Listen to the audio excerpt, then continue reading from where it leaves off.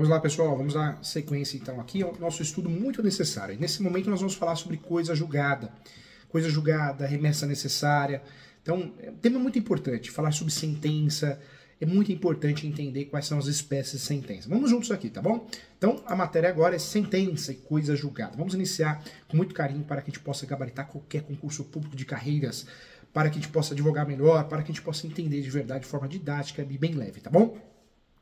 Vamos lá, eu quero conceituar no meu livro, eu quero que você leia meus livros, Direito Imobiliário de AZ, Processo Civil, Direito Civil, Manual Doutrinário e Jurisprudencial, entre outros livros também. Eu quero muito que você conheça o meu conceito didático de sentença. Sentença, eu costumo dizer que a sentença pode ser conceituada como um pronunciamento, é isso.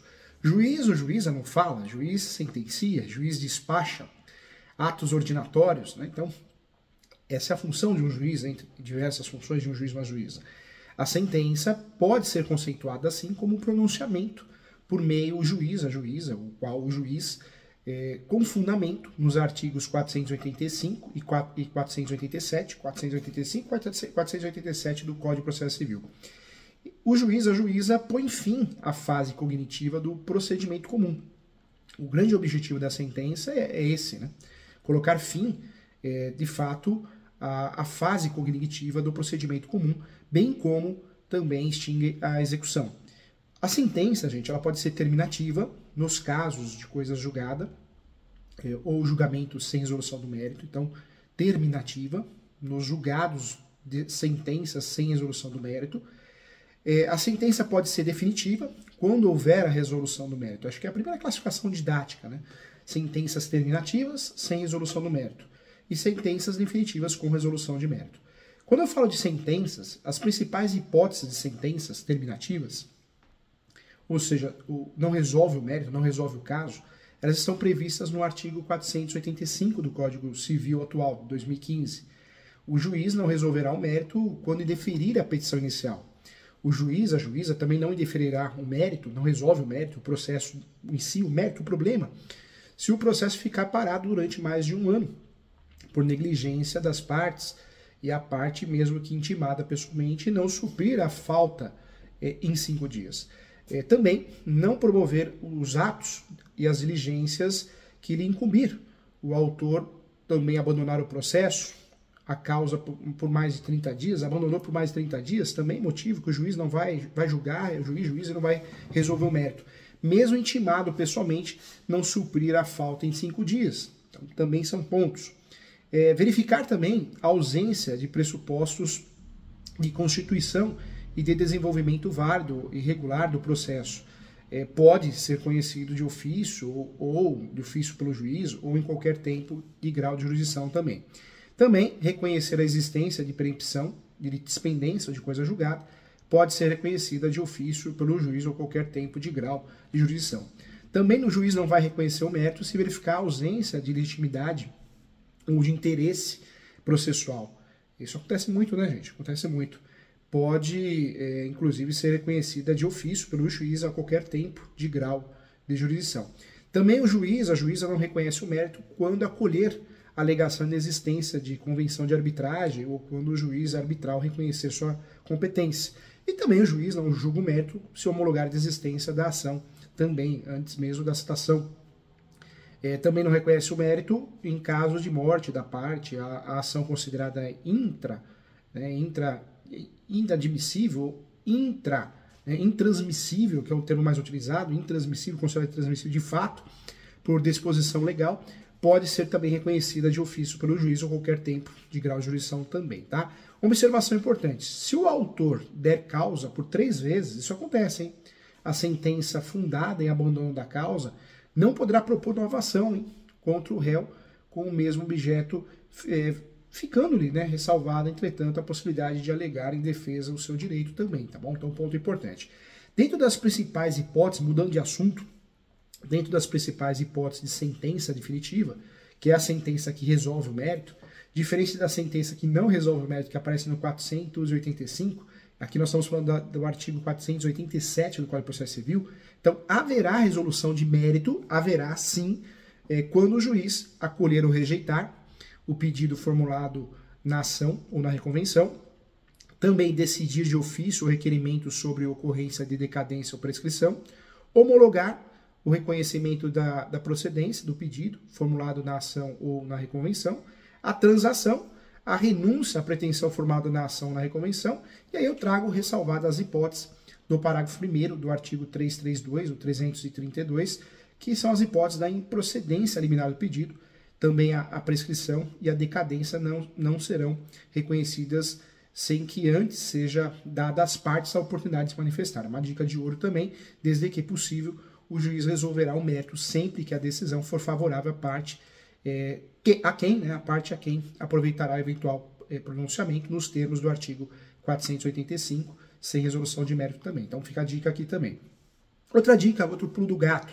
Nos casos de sentença sem resolução de mérito, interposta a apelação, em qualquer dos casos que tratam os incisos 485, o juiz terá 5 dias para retratar-se, tá? Então, ponto importante. De acordo com o estabelecido nos artigos 489 do Código de Processo Civil, são elementos necessários da sentença o relatório, a fundamentação e o dispositivo. Toda sentença tem que ter relatório, fundamentação e dispositivo, que é a conclusão. Relatório, então, para ficar bem didático, o relatório ele tem que conterá os nomes das partes, a identificação do caso, o resumo do pedido da inicial, da exordial, resumo da contestação e o registro das principais ocorrências havidas no andamento do processo. A sentença sem relatório é nula, hein? É importante. Fundamentação, a segunda parte de uma sentença tem que ter. Representa a exposição dos fatos, dos fundamentos do fato, né? E dos direitos que levaram à convicção do juiz. A sentença também, sem fundamentação, também é nula. E o dispositivo é a verdadeira conclusão. A conclusão da decisão podendo ser com resolução de mérito ou sem. A sentença sem fundamento também ela não é nula, é inexistente. Então, cuidado, tá? A grande pegadinha de várias provas de concurso público é que a sentença sem relatório ou fundamentação ela é nula. E a sentença sem dispositivo, sem a conclusão, ela é inexistente, tá bom? Então, ponto importante a ser estudado aqui. Como regra geral, de acordo com o princípio da congruência, a sentença deve respeitar os limites da lide, ou seja, deve ser simétrica, né? Simétrica ou simetria, né? Deve respeitar a simetria em relação aos pedidos formulados no processo. Isso é básico, sendo vedado ao juiz julgar mais ou menos de forma diferente daquilo que for pleiteado pelo autor. Nesse caso, esses conceitos são dispostos também, aparecem no 141 e também no 492. No 141, o juiz decidirá o mérito nos limites propostos pelas partes, sendo vedado a conhecer de questões não suscetíveis, a cujo respeito a lei exige iniciativa da parte. E o 492 é vetado ao juiz proferir decisão de natureza diversa da pedida, bem como condenar a parte em quantidade superior ou em objeto diverso do que foi demandado, tá? A não observância, gente, ao princípio da congruência, que é um princípio muito conhecido, poderá gerar sentenças citra petita, ultra petita ou extra petita. O que é a sentença citra petita, professor Júlio? É aquela sentença em que o juiz deixa de analisar determinado pedido. Exemplo que eu trago nas aulas, o autor formula pedidos de danos materiais e morais, e o juiz só concede apenas danos morais, e não analisa o pedido de danos materiais. Então, é uma sentença infrapetita. Por que infrapetita? Porque deixa de analisar um pedido. Existe a sentença ultrapetita. O juiz concede mais do que deveria ter concedido, mais do que foi pleiteado pela parte. Um exemplo, o autor pede apenas danos materiais e o juiz concede danos morais e materiais. Então, ultra ultrapassa. Citra é menos do que pede. E existe a sentença também extrapetita. É a sentença que o juiz concede algo não requerido pela parte. Exemplo, o autor pede apenas danos materiais e o juiz concede danos morais. Tá? Então, é importante. Cuidado, hein? Um termo que a gente precisa saber também é a remessa necessária, muito cobrado nas provas, na vida prática. Considera-se remessa necessária a necessidade de repreciação, né, do mérito da sentença pelo tribunal, ainda que não haja recursos de nenhuma das partes. Então, a remessa é necessária. Então, isso acontece em diversas situações.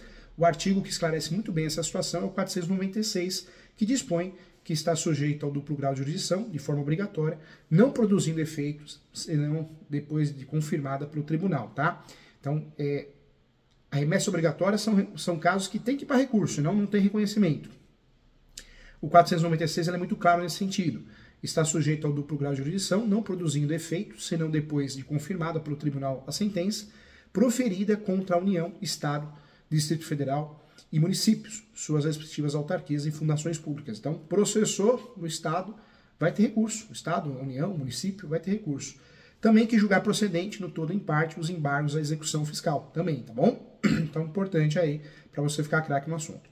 Vamos lá, outro ponto que eu quero trazer para você é a coisa julgada. A coisa julgada ela pode ser classificada em coisa julgada material e coisa julgada formal. A coisa julgada formal, gente, é o conteúdo nitidamente processual e com efeito dentro do processo ocorrendo nas hipóteses de decisão sem resolução de mérito transitado e julgado e não evita, por si só, a propositura de nova demanda. Já a coisa julgada material, nós temos uma outra situação. Se projeta além do processo e é a autoridade da decisão proferida com resolução de mérito e transitado e julgado, independendo, né, de fato, o impedimento, impedindo de forma concreta nova demanda sobre o mesmo direito já discutido. Tá? O Código de Processo Civil ele alterou o conceito de coisa julgada material, até então trazido pelo Código Antigo de 73, que era o artigo 467. A coisa julgada no Código Antigo, ela denominava-se coisa julgada material à eficácia, que torna imutável e indiscutível a sentença, não mais sujeita ao recurso ordinário ou extraordinário. Já a coisa julgada no novo CPC, ó, atual, atenção, no novo CPC é o artigo 502, né? Denomina-se coisa julgada material, autoridade que torna imutável e indiscutível a decisão de mérito, não mais sujeito a recurso, tá? As principais inovações trazidas pelo novo código, o atual Código de Processo Civil, de fato foram as substituições das palavras eficácia por autoridade e também sentença por decisão, porque a coisa julgada, portanto, ela é considerada qualidade da decisão, termo que engloba também as decisões interlocutórias, ou seja, existe a possibilidade de coisa julgada parcial. Dispõe também o artigo 503 que a decisão que julgar total ou parcialmente o mérito tem força de lei nos limites da questão principal expressamente decidida, assim apenas é possível falar em coisa julgada a respeito daquilo que foi expressamente decidido, e se não houve julgamento expresso, não há que se falar em coisa julgada, ponto importante também, tá? A principal mudança trazida pelo Código Processual também, em relação à coisa julgada, diz respeito, gente, à coisa julgada relativa às questões prejudiciais incidentais. Com efeito ao longo do processo, o juiz podemos dizer assim, que encontra com questões incidentais no decorrer do processo, questões principais. Incidentais são os problemas que devem ser resolvidos antes do processo principal, né, da decisão final. E essas questões incidentais são enfrentadas para que as questões principais relacionadas à demanda ou da demanda sejam decididas. As questões incidentais, gente, portanto, são analisadas na fundamentação da sentença, enquanto as questões principais são analisadas no dispositivo, tá? Isso é importante também deixar claro para a gente ficar craque no assunto, tá bom? Importante, pressupostos da coisa julgada das questões principais. Deve ser enfrentada expressamente, decidida no dispositivo, em trânsito julgado. Já os pressupostos da coisa julgada relativa às questões prejudiciais e incidentais, nós temos o quê? A prejudicial, que deve ser enfrentada expressamente na fundamentação, apenas a prejudicial da qual decorra o julgamento de mérito, faz coisa julgada. Outro detalhe também, ao respeito das questões, coisas julgadas relativas às questões prejudiciais de mérito, ao seu respeito deve ter o contraditório prévio e efetivo e não se aplica em caso de revelia, tá? Então, ponto importante. O juiz também deve ter competência, em razão da matéria, da pessoa para resolvê-la como questão principal, a exemplo, o juiz que pode analisar incidentalmente a inconstitucionalidade da lei, mas apenas o STF, o Supremo Tribunal Federal, pode julgar como questão principal. A competência, portanto, é pressuposto para a coisa julgada relativa às questões incidentais, tá? Não podemos esquecer também que não se aplica em relação aos pressupostos da coisa julgada relativa às questões prejudiciais e incidentais. Não podemos esquecer, isso é importante, não se aplica no processo houver restrições probatórias ou limitações à cognição que impeçam ao aprofundamento da análise da questão prejudicial. E o exemplo que eu trago, um exemplo bem didático, questões incidentais em mandado de segurança, que possui restrição probatória também. E o transjulgado, tá? Então, importante para finalizar esse assunto tão interessante, tão importante. Legal, mais uma aula, um abraço para você e até a próxima.